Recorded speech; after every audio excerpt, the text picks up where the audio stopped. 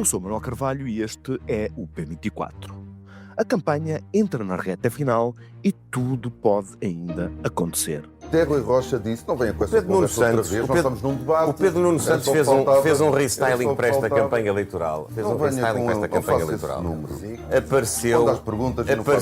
Apareceu mais sereno nos debates até esta semana. Esta semana aparece nervoso, está sempre a interromper, está sempre com insinuações. Não para, e é que não para, pronto. Eu espero por si. Não faça esse número, que Eu é espero por si. popular. A campanha eleitoral entra na semana final.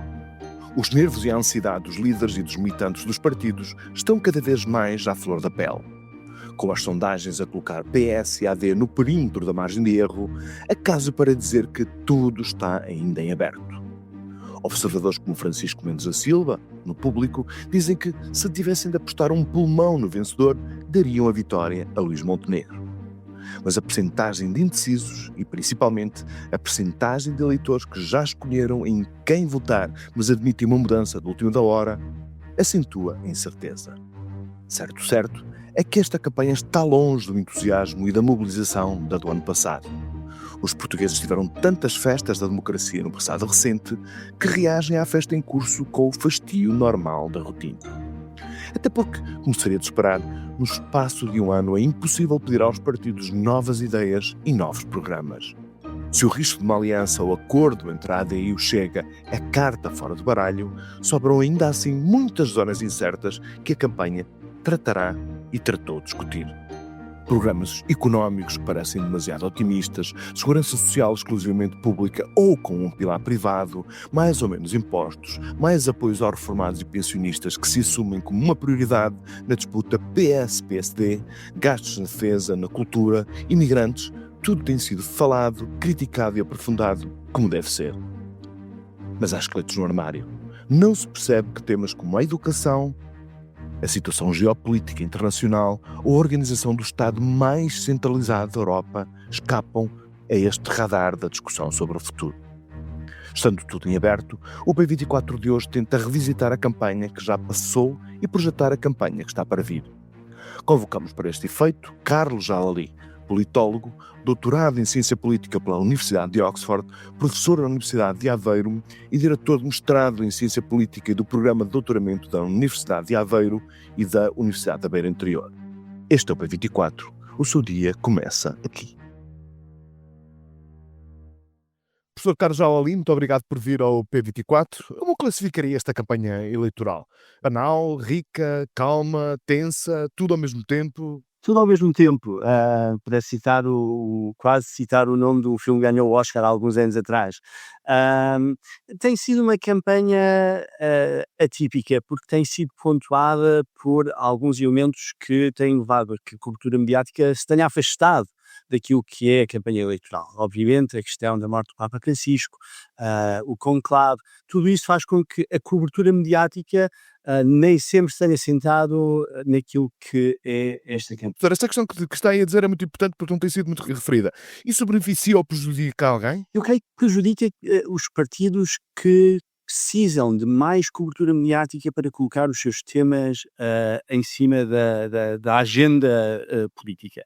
A vantagem que todos os partidos com representação parlamentar têm é que são essencialmente o mesmo partido que há um ano atrás e, portanto, o distanciamento entre esta campanha e a anterior não é grande. Temos os mesmos líderes e os partidos não tiveram verdadeiramente tempo para refletir e fazer evoluir os seus programas eleitorais face a 2024. E, portanto, há aqui uma espécie de continuidade, falta de visibilidade parcial e também alguma percepção, porventura, da parte dos eleitores que já conhecem a oferta partidária, não é? Que já sabem quem são os protagonistas, porque já se confrontaram com estes protagonistas há pouco mais de um ano atrás. E, portanto, nesse aspecto, esta é uma campanha, de certa forma, menos intensa. Agora, o que é interessante é qual é o foco central da campanha. E aqui vemos uma tensão, um debate entre duas narrativas contrastantes, com eventualmente uma terceira que emerge. Por um lado, a narrativa que o governo tem procurado impor, que a AD tem procurado impor, que é a avaliação do desempenho do governo. E a ideia de que este é esse o registro que se deve avaliar nestas eleições, é um referendo sobre estes quase um ano de governo AD e de Luís Montenegro, e enfatizar a ação governativa do governo.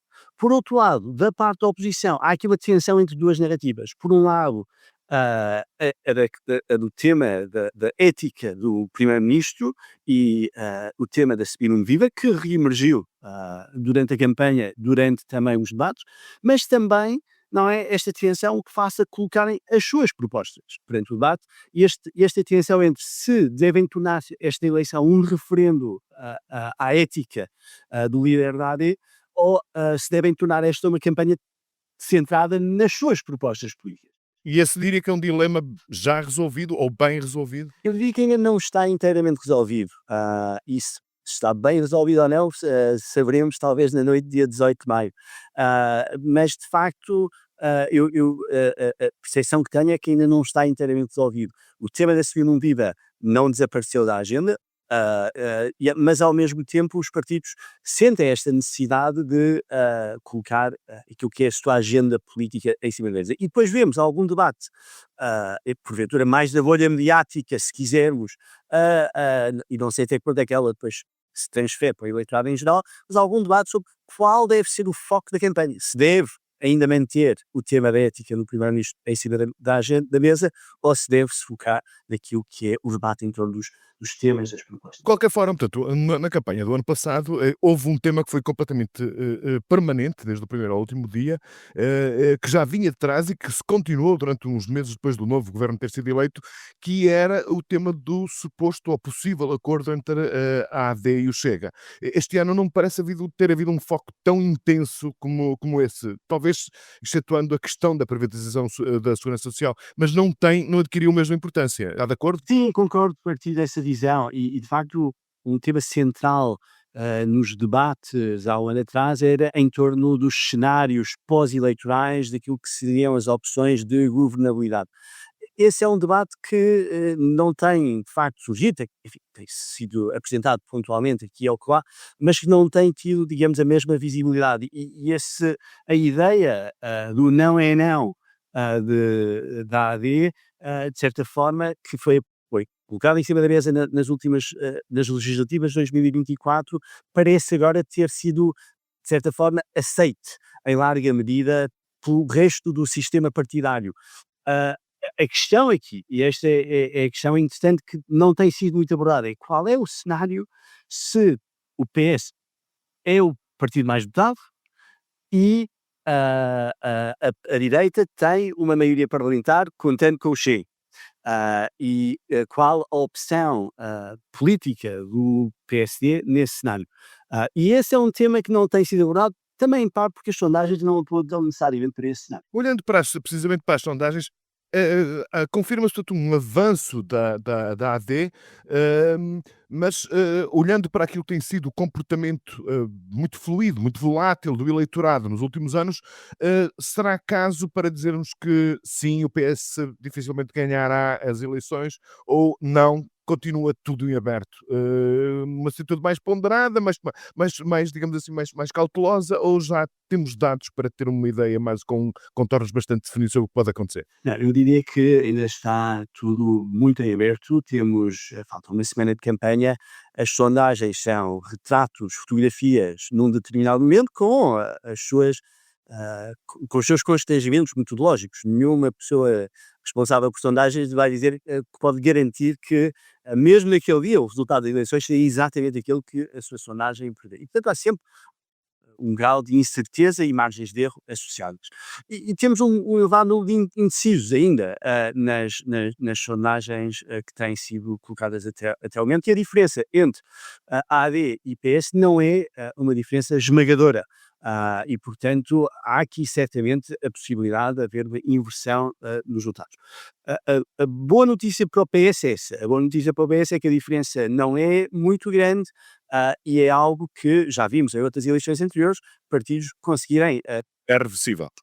reverter ou ter ganhos em termos de proporção de voto numa magnitude idêntica ou superior àquela que diferencia agora o PS da AD. A boa notícia para a AD é a dinâmica que as sondagens recentes têm mostrado. Portanto, as sondagens recentes têm mostrado uma tendência crescente para a AD e isso é consistente, quer nas sondagens que tipicamente dão uma vantagem para a AD, e muitas das últimas na passada semana e meia são sondagens que tipicamente colocam a AD à frente, mas também em sondagens que tipicamente colocam o PS, ou até agora colocavam o PS à frente, que é o caso da sondagem da Aximas, que foi lançada hoje. E, portanto, isso é a boa notícia para a AD, essa dinâmica que se parece refletir nas sondagens dos últimos 10 dias. De qualquer forma, professor, o que é que nos diz a ciência política sobre a eficácia da campanha? Há, de facto, os estudos que nós conhecemos, portanto, mostram-nos que as campanhas são eficazes para captar votos ou para instigar a mudança do sentido de voto das pessoas, ou servem no essencial para evitar que os eleitores já convencidos não se deixem seduzir pelos adversários? Há dois grandes objetivos de uma campanha. Um primeiro objetivo é assegurar que os eleitores ou potenciais eleitores de um partido vão efetivamente votar. E, portanto, um esforço central de qualquer campanha política é essa, é assegurar que aqueles que possivelmente ou que são mais próximos do nosso partido vão efetivamente votar no dia das eleições. E, portanto, há esse objetivo mobilizacional. Esse objetivo mobilizacional era central nas campanhas nos períodos históricos onde a identificação partidária era forte. Não é? O eleitorado basicamente tinha uma identificação partidária forte, que derivava muitas vezes de fatores sociológicos. A classe operária votava em partidos sociais-democratas, socialistas, de centro-esquerda ou trabalhistas, no caso do Reino Unido. A classe média, a burguesia, votava em partidos de centro-direita ou as pessoas com uma prática religiosa votavam em partidos democratas cristãos e ganhava quem conseguisse mobilizar o seu lado mais, porque não havia uma franja de eleitores indecisos muito grande. Atualmente, obviamente, ainda temos esse eleitorado com uma identificação partidária forte, mas temos também uma franja de eleitorado que é indeciso. E esses indecisos são interessantes porque já não são os indecisos que nós associaríamos convencionalmente, que são pessoas menos interessadas na política, com uma menor mobilização em geral face aos processos políticos. Esses continuam a ser uma parte dos indecisos, mas também temos a emergência de indecisos em torno de pessoas com níveis educacionais mais altos, com interesse na política, mas que estão, apesar disso, indecisos. E essa maior indecisão deste segundo grupo, aquilo que os estudos indicam, é que é muitas vezes reforçada em contextos onde onde as opções não são particularmente bem vistas pelos eleitores, não é? Onde, por exemplo, a simpatia pelos líderes partidários não é forte nem para um nem para outro.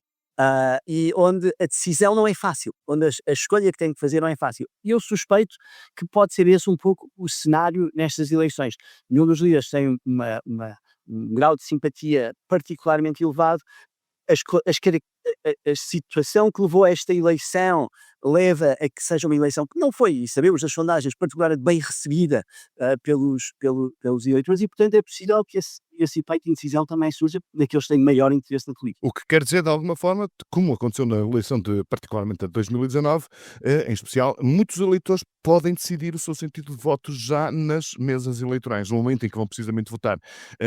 Isto parece-lhe que é plausível? Pode acontecer outra vez este ano? Sim, é possível. Nós temos um elevado grau de indecisos. Acho que esses indecisos poderão também engrossar a abstenção, ou seja, podemos ter eleitores que ficam paralisados em termos de ação política pela abstenção. Tivemos em 2024 um aumento da participação eleitoral sem precedentes face às eleições anteriores. Suspeito que não se manterá essa tendência de aumento da participação eleitoral. Obviamente será excelente que a minha previsão se infirme e não se confirme neste caso, mas acho que não devemos subir esse cenário. E também o cenário de eleitores que vão decidir muito, muito tarde e portanto, podem vir a amplificar a vantagem que as sondagens atualmente dão à AD, mas que podem também, eventualmente, inverter a diferença entre PS e AD. Eu falei nas eleições de 2019, mas evidentemente queria falar desde 2022, quando houve aquela maioria surpreendente, enfim, que permitiu ao público fazer aquele título que era a maioria da surpresa absoluta. Professor Carlos Jalali, muitíssimo obrigado por ter vindo ao P24. Foi um prazer, como sempre, tê-lo aqui connosco. Até uma próxima. Obrigado.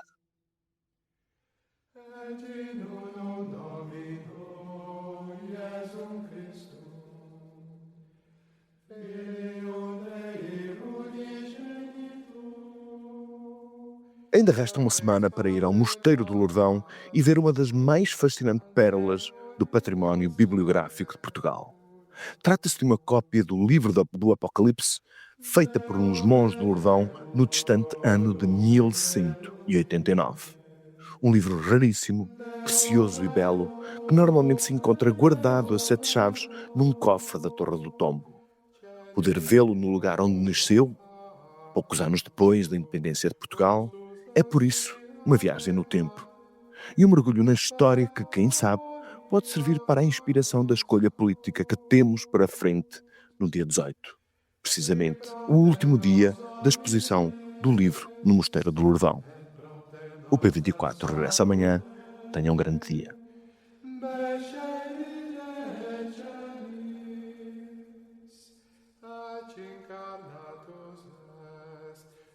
Para não perder os novos episódios, subscreva este podcast do Público na sua aplicação preferida. Para além deste programa, há mais para descobrir em público.pt/podcasts. O Público fica no ouvido.